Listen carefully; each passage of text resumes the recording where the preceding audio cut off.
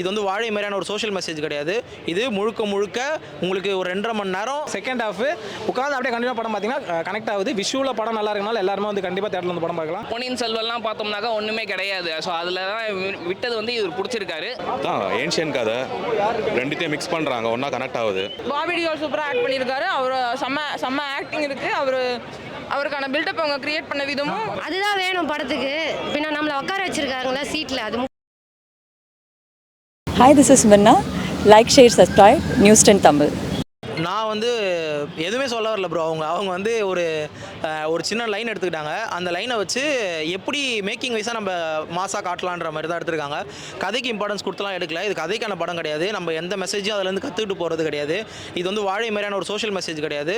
இது முழுக்க முழுக்க உங்களுக்கு ஒரு 2.5 மணி நேரம் உங்களுக்கு தேட்டரில் உட்காந்துச்சிங்கன்னா எப்படி டைம் போகுதுன்னே தெரியாமல் உங்களுக்கு ஒரு மேக்கிங் வைஸாக எப்படி பெஸ்ட்டாக காமிக்க முடியும், இப்படிலாம் பண்ண முடியுமா, இப்படிலாம் இருக்காங்களான்ற மாதிரி ஒரு வியப்பு இருக்கும்ல, அந்த படம் தான் இது. தவிர கதைக்கான படம் கிடையாது. கதையை நம்பி யாரும் வராதிங்க. தேட்டர் எக்ஸ்பீரியன்ஸ் எடுக்கணும்னா கண்டிப்பாக அந்த படம் வந்து தேட்டரில் பார்க்கலாம்.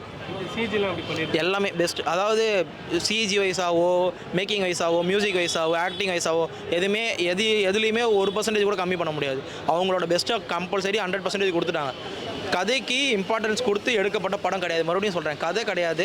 ஒன் லைனை வச்சு தான் படம் ஃபுல்லாக மூவ் பண்ணுறாங்க. மேக்கிங் வைஸாக பிரம்மாண்டமாக தெரியும். கதைக்கும் இன்னும் கொஞ்சம் இம்பார்ட்டன்ஸ் கொடுத்து ஒரு பாகுபலி ரேஞ்சுக்கு ஒரு ஸ்டோரி ஒன்று நாட்டு இருந்ததுன்னா இந்தியன் சினிமாவில் இப்படி ஒரு படம் யாருமே பார்த்துக்க முடியாது. அந்தளவுக்கு சிஜியில் பெஸ்ட்டாக ஒர்க் பண்ணியிருக்காங்க. செகண்ட் ஹாஃப் உட்காந்து அப்படியே கண்டினியூ படம் பார்த்தீங்கன்னா கனெக்ட் ஆகுது. விஷுவலாக படம் நல்லா இருக்கனால எல்லாருமே வந்து கண்டிப்பாக தேட்டரில் வந்து படம் பார்க்கலாம். 3D செம்மையாக ஒர்க் அவுட் ஆகிருக்கு. எல்லோரும் வந்து கண்ணு முன்னாடி நின்று பார்க்கலாம்.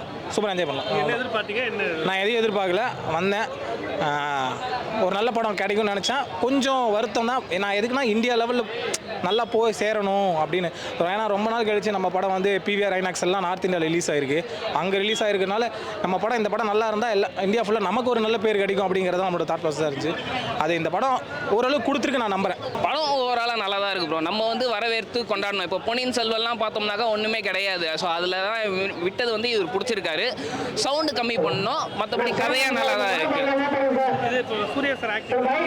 சொல்லவே வேண்டாம் எப்படி இருக்குன்ட்டு உங்களுக்கு தெரியும். ஸோ அவர் பக்காவாக பண்ணியிருக்காரு. நெகட்டிவ் வந்து அதான் நெகட்டிவ் ரிவ்யூ இருக்குங்க, இல்லைன்னு சொல்ல முடியாது. பட் ஆனால் நீங்கள் அந்த ஓவராலாக அந்த கதை அந்த அறம் அப்படின்றத பார்க்கும்போது நீங்கள் விட்டு கொடுக்க முடியாது. இந்த படத்தை ஒரு அரசனுக்கு கீழே வந்து ஒரு துரோகம் நடக்குது, மக்களை வந்து ஒருத்தன் இன்னொரு படம் வந்து அடிக்கிறான் அப்படின்னும் போது சில விஷயங்கள் நடக்கும் இல்லைங்களா. அந்த கதையோட கருத்து அப்படின்றது ரொம்ப ஆழமாக தெளிவாக ஒவ்வொரு சின்ன விஷயத்துலையும் கதையில் செதுக்கியிருக்காங்க. ஸ்க்ரீன் பிளேயில் கோட்டை விட்டாங்களே தவிர்த்து அதை கதையில் மேட்ச் பண்ணியிருக்காங்க. ஸோ அப்படி தான் இந்த படத்தை பார்க்கணும். என்ன கதை என்ன சொல்லுவாங்க? ஏன்ஷியன் கதை ரெண்டுத்தையும் மிக்ஸ் பண்ணுறாங்க, ஒன்றா கனெக்ட் ஆகுது. கார்த்தி என்ட்ரி கொடுக்குறாரு. ஓகே, ஒரு வாட்டி பார்க்கலாம். அதெல்லாம் சூப்பராக இருக்குது. ஆக்டிங்லாம் பரவாயில்ல, பட் படம் கொஞ்சம் என்னென்ன நல்லா பண்ணியிருக்கலாம். அதெல்லாம் 6 பேக்ஸ்லாம் வச்சுருக்காரு திருப்பி, அதெல்லாம் காட்டுறாங்க. அதெல்லாம் நல்லா இருக்குது, பட் இன்னும் நல்லா பண்ணியிருக்கலாம்.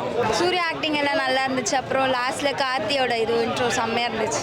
மியூசிக் எல்லாம் நல்லா இருந்துச்சு. பேக்ரவுண்ட் எல்லாம் சூப்பராக எடுத்துகிட்டு இருந்தாங்க. நல்லா இருந்துச்சு. எல்லாமே நல்லா தான் இருந்துச்சு. செம்மையாக இருக்குண்ணா, செம்மையாக இருக்குது படம். சொல்லக்கூடாது அதெல்லாம், வந்து பாருங்க. அதெல்லாம் சொல்லக்கூடாது. எல்லாருமே செம்மையாக நடிச்சிருக்காங்க. எல்லாரும் ஹார்ட் ஒர்க்கும். சூர்யா சார், கார்த்தி சார், ஐயோ செம்ம.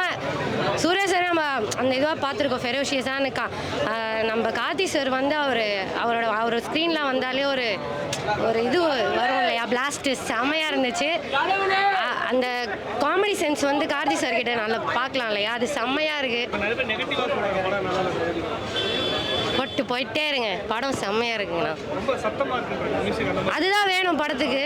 பின்ன நம்மளை உட்கார வச்சிருக்காங்களா சீட்டில், அது முக்கியம் இல்லையா.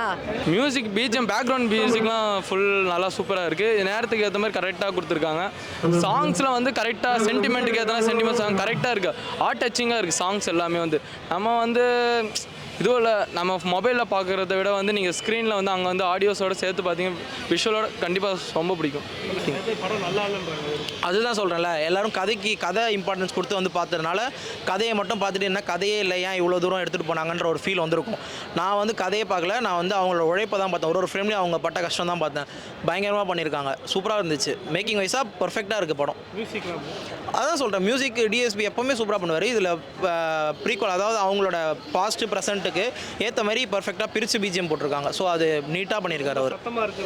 அது தேட்டரோட சவுண்ட் எஃபெக்ட்னால அப்படி இருக்குது. மற்ற தேட்டரில் பார்த்தா உங்களுக்கு ஒரு மாதிரி கரெக்டாக இருக்கும்.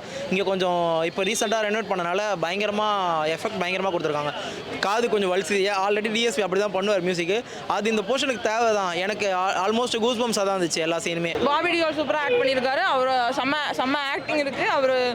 அவருக்கான பில்டப் அவங்க கிரியேட் பண்ண விதமும் எல்லாமே நல்லா கிரியேட் பண்ண விதமும் நல்லா கிரியேட் பண்ணியிருக்காங்க. நல்ல டிஷா பட்டானி வந்து சும்மா ஏதோ இன்ட்ரெஸ்டெலாம் இருக்கணுமே, ஒரு கமர்ஷியல் படம்னா ஒரு ஹீரோயின் இருக்கணும் அப்படின்னு இன்ட்ரெஸ்டெலாம் அவங்கள ரோல் ப்ளே பண்ண வச்ச மாதிரி இருந்தது. நிறைய கிளாமரஸ் சீன்ஸ் இருக்குது அவங்களுக்கு.